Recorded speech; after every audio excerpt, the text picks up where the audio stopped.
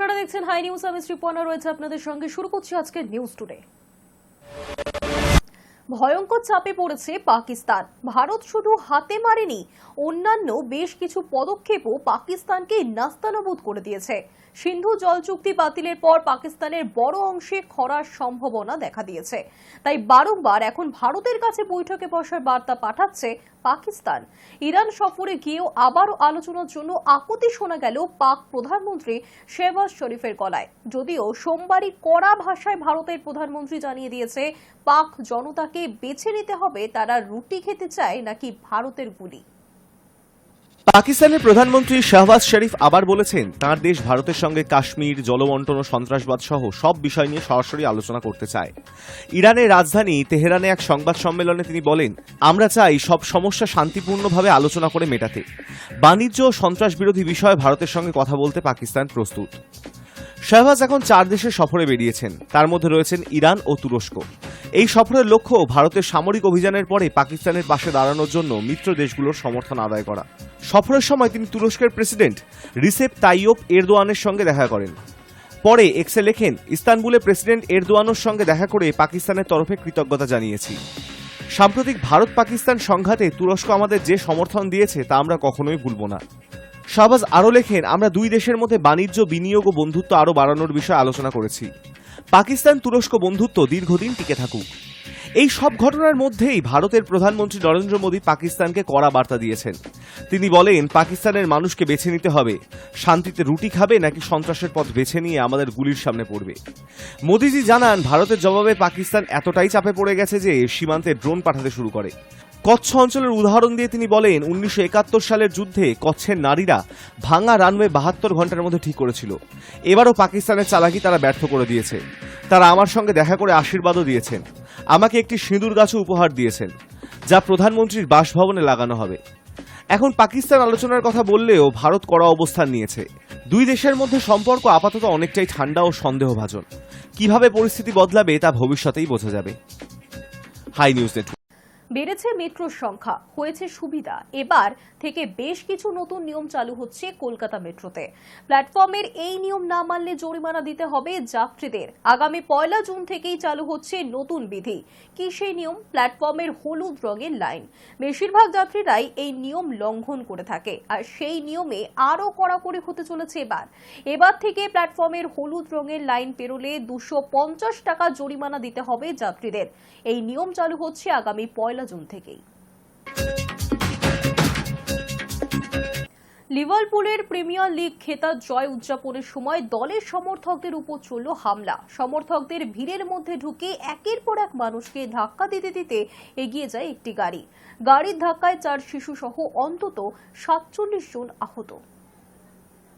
এবারের প্রিমিয়ার লিগের খেতাব জয় করেছে লিভারপুল। খেতাব জয় উদযাপন করতে সোমবার বিকেলে হুডখোলা বাসে রোড শো করেন লিভারপুলের ফুটবলার, কোচ ও অন্যান্য সদস্যরা। বিকেল 5:30টার কিছু পরে শহরের রয়্যাল লিভার ভবনের পাশ দিয়ে বেরিয়ে যায় লিভারপুল দলের হুডখোলা বাস। তার কিছুক্ষণের মধ্যেই রয়্যাল লিভার ভবনের অদূরে ওয়াল স্ট্রিটে লিভারপুল সমর্থকদের ওপরেই হামলা হয়। সমাজ মাধ্যমে ছড়িয়ে পড়া একটি ভিডিওতে দেখা যাচ্ছে সমর্থকদের ভিড়কে ধাক্কা দিতে দিতে এগিয়ে আসছে একটি গাড়ি। গাড়ির সামনের অংশে ধাক্কা খেয়ে ছিটকে পড়ছেন লিভারপুলের সমর্থকরা। কিছু দূর গিয়ে গাড়িটি থামার পরেই চারদিক থেকে উত্তেজিত জনতা ঘিরে ফেলে সেটিকে। পরে স্থানীয় দমকল বিভাগের প্রধান জানিয়েছেন, ওই গাড়ির নিচে 1 শিশুসহ 4 জন চাপা পড়েছিলেন। তাদের উদ্ধার করে হাসপাতালে পাঠানো হয়েছে। ঘটনায় ইতিমধ্যে ওই গাড়ি চালককে গ্রেপ্তার করেছে পুলিশ। 53 বছর বয়সী ওই ধৃত একজন ব্রিটিশ নাগরিক এবং লিভারপুলেরই বাসিন্দা। এই ঘটনাকে কেন্দ্র করে কোনো গুজব না ছড়ানোর জন্য শহরবাসীকে অনুরোধ করেছে পুলিশ। তবে লিভারপুল সমর্থকদের ওপর এই হামলাকে একটি বিচ্ছিন্ন ঘটনা বলেই মনে করছে পুলিশ। স্থানীয় পুলিশ জানিয়েছে, এই ঘটনাকে কোনো সন্ত্রাসবাদী কার্যকলাপ হিসেবে বিবেচনা করা হচ্ছে না। এই ঘটনার সঙ্গে অন্য কেউ জড়িত ছিলেন না বলেই মনে করছে পুলিশ। তবে কি কারণে এই ঘটনা ঘটল তা তদন্ত করে দেখছে পুলিশ। ব্রিটেনের প্রধানমন্ত্রী কিয়ের স্টারমারও পরিস্থিতির ওপর নজর রাখছেন। সমাজ মাধ্যমে তিনি লিখেছেন, লিভারপুলের দৃশ্য ভয়াবহ। ওই ঘটনায় আহতদের পাশে থাকার বার্তা দিয়েছেন তিনি। একই সঙ্গে পুলিশ এবং জরুরি পরিষেবা বিভাগকেও ধন্যবাদ জানিয়েছেন। ক্লাবের সমর্থকদের পাশে থাকার বার্তা দিয়েছে লিভারপুল ফুটবল দলও। লিভারপুল সমর্থকদের ওপরই হামলার নিন্দা জানিয়েছে এভারটন ফুটবল ক্লাবও। Hi news network. গাড়ির ভিতর থেকে একই পরিবারের 7 জনের দেহ উদ্ধার। দিল্লির বুরারিকান্দের ছায়া এবার হরিয়ানার পঞ্চকুলায়। আত্মঘাতী হয়েছেন পরিবারের লোক, প্রাথমিক তদন্তে অনুমান পুলিশের। দিল্লি দিল্লির বুরারি কাণ্ডের ছায়া হরিয়ানার পঞ্চকুলায়। বন্ধ গাড়ির ভিতরে একই পরিবারের 7 জনের দেহ উদ্ধারের ঘটনায় চাঞ্চল্য ছড়ালেও হরিয়ানার পঞ্চকুলায়। প্রাথমিকভাবে এই 7 জনের মৃত্যুকে নিছকই দুর্ঘটনা বলে মনে করছে না পুলিশ, বরং প্রত্যক্ষদর্শীদের বয়ান অনুযায়ী গাড়ির ভিতর আত্মহত্যা করেছেন ওই 7 জন। গাড়ির ভিতর থেকে উদ্ধার হয়েছে একটি সুইসাইড নোটও। গাড়ির ভিতর ধস্তাধস্তি করছেন 7 জন। মঙ্গলবার ভোরে এই মর্মে পুলিশকে খবর দেন স্থানীয়রা। পুলিশ ঘটনাস্থলে গিয়ে গাড়ির দরজা ভেঙে 7 জনকে অচেতন অবস্থায় উদ্ধার করে। তাদের তড়িঘড়ি হাসপাতালে নিয়ে যাওয়া হলেও চিকিৎসকরা প্রত্যেককেই মৃত বলে ঘোষণা করেন।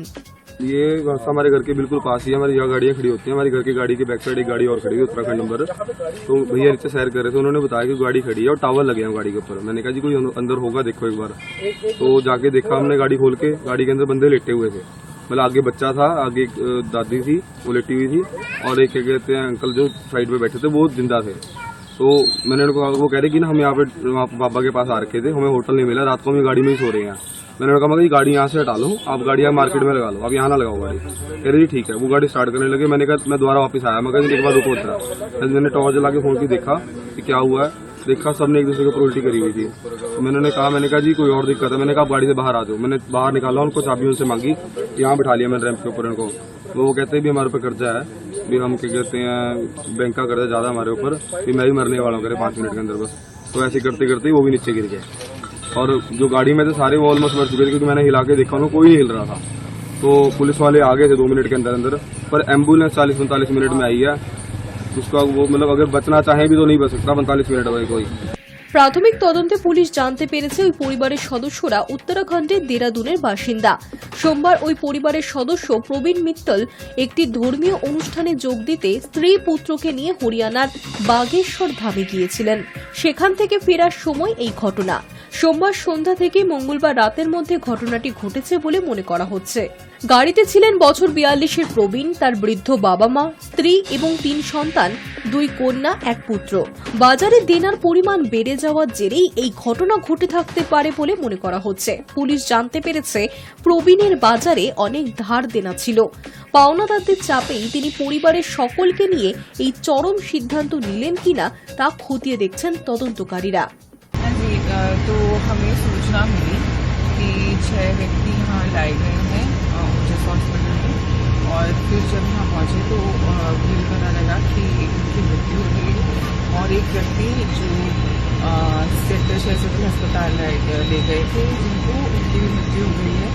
तो इस मैटर में जो हमें प्रथम दृष्टया लग रहा है कि ये आत्महत्या का मैटर है, सुसाइड का मैटर है प्राइमर फेस से। तो फिर भी सीनियर क्राइम टीम मौके पर पहुँच चुकी है, इन्वेस्टिगेटिंग ऑफिसर मौके पर पहुँच चुके हैं। हम सारे साइंटिफिक एविडेंस कलेक्ट करेंगे और इस मैटर को प्रॉपरली एनालाइज करेंगे, बट प्राइमरी से हम सुसाइड का मैटर।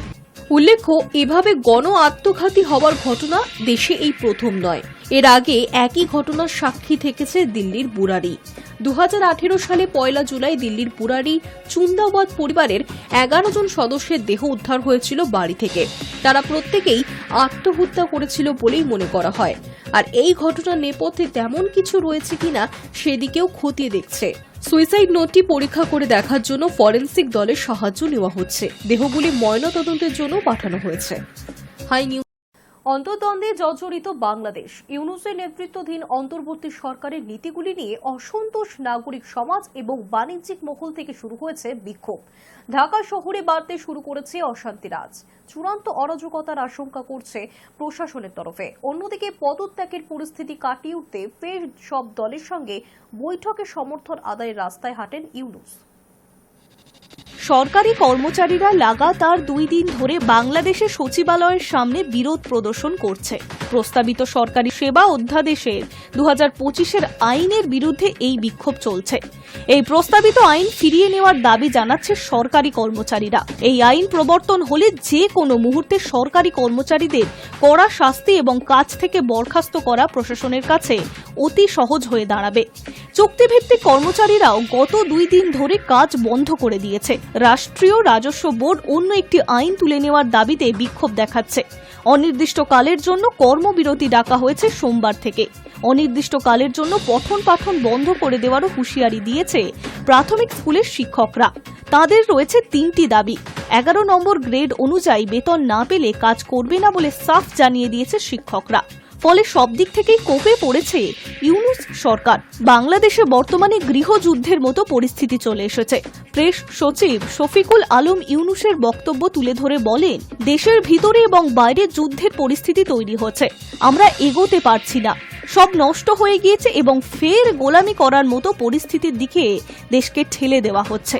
যখন থেকে আওয়ামী লীগের গতিবিধির ওপরে নিষেধাজ্ঞা জারি করা হয়েছে, তখন থেকেই দেশকে অস্থির করে তোলার প্রয়াস শুরু হয়েছে। এই অধঃপতন থেকে বাঁচতে হবে আমাদের। নির্বাচনের জন্য আরো 6 মাসের সময়সীমা চেয়ে নিয়েছে মোহাম্মদ ইউনূস। চলতি বছরের ডিসেম্বর থেকে আগামী বছরের জুন মাসের মধ্যে নির্বাচন করা হবে। প্রথমে যদিও 25শে ডিসেম্বরের মধ্যেই নির্বাচন করার কথা বলেছিলেন তিনি। আগামী বছরে 30শে জুনের পর তিনি নিজের পদে আর থাকবেন না বলেও সাফ জানিয়ে দিয়েছিলেন ইউনূস। তার আগেই নির্বাচন সম্পন্ন হবে বাংলাদেশে, এও প্রতিশ্রুতি দিয়েছিলেন তিনি। কিন্তু অন্যদিকে সেনা প্রধান ও বিএনপির ডিসেম্বরের মধ্যে ভোটের দাবিতে চাপ তৈরির পর গত সপ্তাহে ঘনিষ্ঠ মহলে পদত্যাগের ইচ্ছা প্রকাশ করেছিলেন ইউনূস সরকার। পরিস্থিতি কাটিয়ে উঠতে ফের দলের সঙ্গে বৈঠক করে সমর্থন আদায়ের রাস্তায় হাঁটেন ইউনূস। রবিবার 20টি দলের সঙ্গে ইউনূস সরকার ভারতের বিরুদ্ধে সুর চড়ান। যদিও সরকারের তরফে কেউ বাইরে বেরিয়ে কোনো বিষয়ে মুখ খোলেননি, তবে ওয়াকিবহল মহলের মতে ভারতের ষড়যন্ত্র এবং শেখ হাসিনা ও তার দলের প্রত্যাবর্তনের ভয় দেখিয়ে ইউনূস আসলে বাকি দলগুলিকে পাশে পাওয়ার চেষ্টা করছে। এ যাত্রায় তিনি খানিক সফল হয়েছে বলেই মনে করা হচ্ছে। Hi news Network. রবিবার আইপিএলে শেষ ম্যাচ খেলে ফেলল চেন্নাই। ফলে প্রশ্নটা যে উঠবে এটা প্রত্যাশিত ছিল। বরাবরের মতো নিজের অবসর নিয়ে এবারও ধোঁয়া সাজিয়ে রাখলেন মহেন্দ্র সিং ধোনি। স্পষ্ট কোনো উত্তরই তার মুখ থেকে পাওয়া গেল। গুজরাট চেন্নাই ম্যাচ শেষ হওয়ার পর ক্যামেরা যেভাবে শুধু ধোনির ওপরই নজর রেখেছিল, যেভাবে তাকে নিয়ে টিভিতে বিভিন্ন গ্রাফিক্স দেখানো হচ্ছিল, তাতে ধোনির অবসরের ভাবনা অনেকের মাথায় ঘুরতে শুরু করেছিল। আদতে সেসব কিছুই হলো না।